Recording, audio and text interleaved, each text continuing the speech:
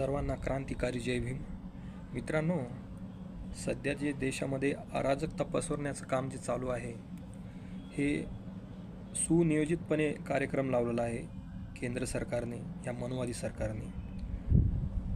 रोज नवीन कोणीतरी येतं आणि बाबासाहेबाबद्दल आणि संविधानाबद्दल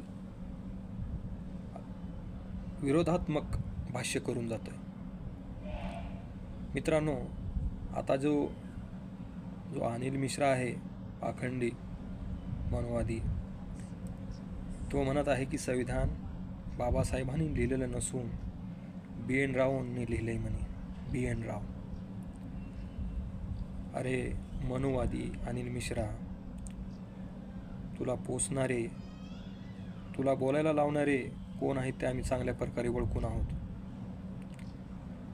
तुला आणि तुला सपोर्ट करणारे जितके पण कुत्रे आहेत ना, त्यांना एकच सांगतो मी, जागतिक विद्वानाची यादी जी आहे ना, जागतिक लेवलची विद्वान लोकांची यादी आहे ना, त्या यादीमध्ये नंबर 1 वर महामानव परमपूज्य डॉक्टर बाबासाहेब आंबेडकर आहेत. समजलं ना?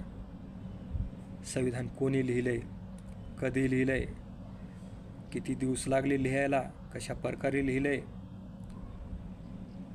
याची नोंद आहे ना, फक्त भारतात नाही, जगात जितके पण देश आहेत ना, त्या देशाकडे त्याची नोंद आहे. समजलं ना?